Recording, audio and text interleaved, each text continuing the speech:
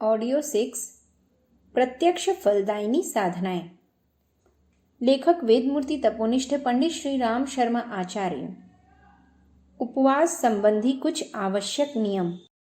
पहला, उपवास के दिन कड़ा शारीरिक या मानसिक परिश्रम नहीं करना चाहिए। उस दिन यथासंभव अधिक विश्राम लेना चाहिए। दूसरा, उपवास के दिन खूब पानी पीना चाहिए। बिना इच्छा के भी पीना चाहिए, जिससे पेट अच्छी तरह धुल जाए। पानी के साथ नींबू या थोड़ा नमक भी मिला लिया जाए तो पेट की सफाई में और भी मदद मिलती है। तीसरा, उपवास समाप्त करते ही गरिष्ठ चीजें अधिक मात्रा में खाने से उल्टी हानि होती है। इसलिए उपवास तोड़ते समय थोड़ी मात्रा में हल्की सुपाच्य चीजें लेनी चाहिए। जितने समय उपवास किया हो उतना ही समय पीछे भी साधारण आहार पर धीरे धीरे आने में लगाना चाहिए। चौथा, उपवास काल में आवश्यकता होने पर सुपाच्य फल, शाक या दूध ही लेना चाहिए। गरिष्ठ पकवान या मिठाइयाँ खाना उपवास को व्यर्थ बना देना है। पांचवा, उपवास काल में आत्मचिंतन, ईश्वराराधन, स्वाध्याय, सत्संग आदि सात्विकता बढ़ाने वाले कामों में विशेष रूप से समय लगाना चाहिए। छठवां, आत्मनियंत्रण के लिए व्रत। किसी सत्कार्य को पूरा करने का संकल्प व्रत कहलाता है।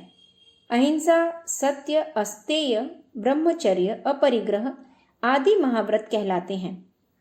धर्म चर्चा, प्रतिज्ञा लेना, उसे निभाना व्रत है। अनेक दिशाओं में बिखरी हुई इच्छाओं को एकत्रित करके एक कार्य में लगाने के लिए तथा उस कार्य में जागरूक रहने के लिए व्रत लिए जाते हैं। व्रत एक संकल्प है जिसे लेकर मनुष्य अपने ऊपर एक स्वेच्छा उत्तरदायित्व लेता है। यह उत्तरदायित्व व्रत की प्रतिज्ञा के आधार पर पालन होता रहता है। मन की मूल प्रवृत्तियां बड़ी स्वच्छंद हैं। वे बार बार इधर उधर भागती हैं। नित नए परिवर्तन, चंचलता तथा अस्थिरता में मन को बड़ा रस आता है। भौरा एक फूल से दूसरे पर उड़ता फिरता है। मन जंगली घोड़े की तरह जहां तहां उछल कूद मचाना अधिक पसंद करता है। किसी एक बात पर अड़ा रहना उसे रुचिकर नहीं होता। इस स्वभाव को ज्यों का त्यों रहने दिया जाए तो किसी एक विचार पर स्थिर रहना या एक कार्य में जुटा रहना कठिन है। कितने ही मनुष्य जिन्होंने अपनी प्रवृत्तियों का नियंत्रण नहीं किया है, अपने विचार और कार्य जल्दी जल्दी बदलते रहते हैं।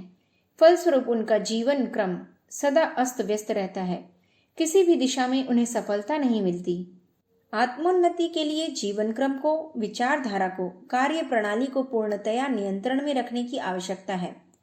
यह नियंत्रण ऐसा होना चाहिए कि कठिनाइयां आने पर भी निश्चित पथ से विचलित होने का अवसर न आए।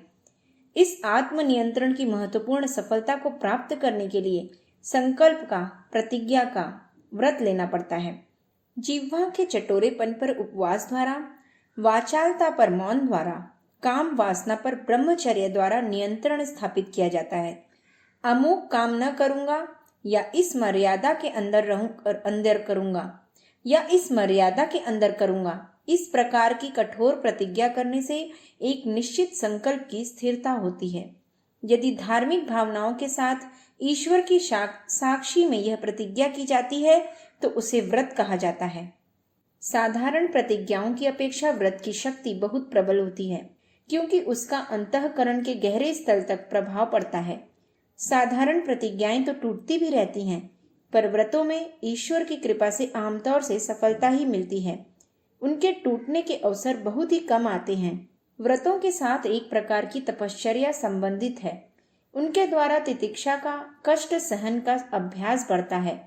नियत गतिविधि से कोई धार्मिक कृत्य व्रतों के आधार पर बड़ी आसानी से चलते रहते हैं। एक व्रत के सफलतापूर्वक पूरा हो जाने पर साधक का साहस बढ़ जाता है और अगले व्रतों के लिए वह अधिक दृढ़ हो जाता है। इसलिए आरंभ छोटे व्रतों से किया जाता है। स्त्रियों में इस प्रकार के छोटे छोटे व्रतों का बहुत प्रचलन है। वे संक्रांति से कोई धार्मिक अनुष्ठान आरंभ करती हैं। एक वर्ष पूरा हो जाने पर उस कर्मकांड के सफलता पूर्वक पूर्ण हो जाने के उपलक्ष्य में कुछ दान पुण्य करती हैं। माघ का प्रातःकालीन शीतल जल का स्नान शीत की तितिक्षा का व्रत है।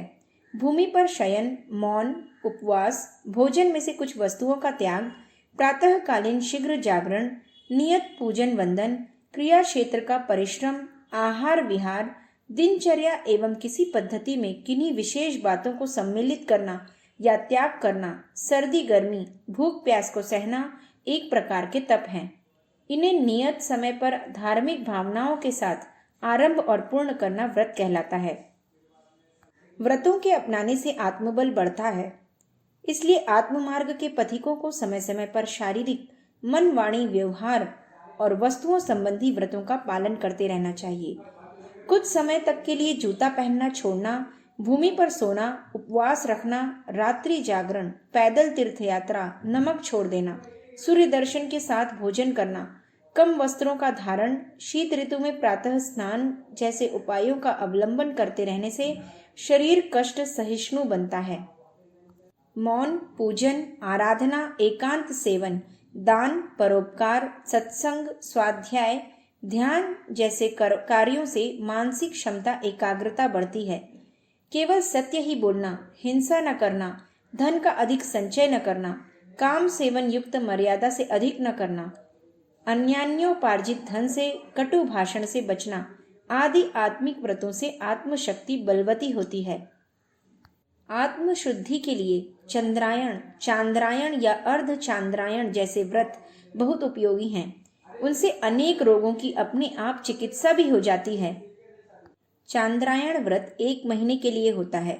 जिस आदमी का आहार 1 सेर का हो, वह पूर्णमासी के दिन पूर्ण आहार करके प्रतिदिन 1 छटांक घटाता जाए और अमावस्या को बिल्कुल निराहार रहे। फिर शुक्ल पक्ष की प्रतिपदा से 1 छटांक आरंभ करके प्रतिदिन 1 छटांक बढ़ाता जाए और 15 दिन में पूरे आहार पर पहुंच जाए। अर्ध चांद्रायण इसका आधा होता है। 15 दिन में से 7 दिन क्रमशः कम करे, 8वें दिन निराहार रहें, फिर उसी क्रम से बढ़ाकर अगले 7 दिन में पूर्ण आहार पर पहुंच जाए। नए साधकों को अर्ध चांद्रायण ही सुगम पड़ता है। व्रतों से साधक की आत्मशक्ति बढ़ती है और उससे बाह्य एवं आंतरिक अनेक लाभों की उपलब्धि होती है। 7वां, सूर्य नमस्कार। स्वास्थ्य को स्थिर रखने और बढ़ाने के लिए व्यायाम की बड़ी आवश्यकता है। व्यायाम से मांसपेशियां, नाड़ी समूह, संधियां तथा अस्थियां मजबूत होती हैं। रक्त का संचार ठीक होता है। फेफड़े, हृदय, आमाशय, जिगर तथा आंतें अपना काम भली प्रकार करते रहते हैं। चेहरे पर तेज, गहरी निद्रा, उदर की सफाई का बहुत कुछ आधार व्यायाम पर निर्भर है। इन कारणों से व्यायाम हमारे दैनिक जीवन में उतना ही महत्वपूर्ण है जितना अन्न, जल और भोजन। इस तथ्य को ध्यान में रखते हुए योगियों ने व्यायाम को योग विद्या में प्रमुख स्थान दिया है। अष्टांग योग साधना में यम नियम के बाद आसन का नंबर आता है। आसन अपने ढंग के अनोखे व्यायाम हैं। पहलवान जिन दंड बैठक आदि कठोर व्यायामों को करते हैं, वे सर्वसाधारण के लिए उपयोगी नहीं बैठते। जिनके शरीर मजबूत हैं, जिनके आहार में घी दूध की पर्याप्त मात्रा रहती है, जिन्हें मानसिक संघर्ष में अधिक नहीं उलझना पड़ता है, उनके लिए पहलवान बनाने वाले कठोर व्यायाम ठीक हैं। पर जिनकी ऐसी स्थिति नहीं है, उनके लिए ऐसा व्यायाम होना चाहिए जो अंग प्रत्यंगों पर अधिक दबाव न डाले और लाभ की दृष्टि से सर्वांग पूर्ण हो। ऐसे व्यायाम आसन ही हैं। शरीर में कुछ सूक्ष्म ग्रंथियां होती हैं जिन पर आसनों के द्वारा विशिष्ट प्रभाव पड़ता है। इस प्रभाव के कारण शारीरिक शक्ति में वृद्धि होने के साथ साथ मानसिक तथा आत्मिक बल भी बढ़ता है। आसनों का लाभ स्थूल और सूक्ष्म दोनों शरीरों को मिलता है। सर्वसाधारण के लिए जो आसन बहुत ही उपयोगी हैं, उनको क्रमबद्ध करके सूर्य नमस्कार की विशिष्ट प्रणाली का आविष्कार हुआ है। इस एक साधना के अंतर्गत 12 आसन होते हैं। इसकी नियमित साधना करने से थोड़े दिनों में स्वास्थ्य में आश्चर्यजनक परिवर्तन हो जाता है।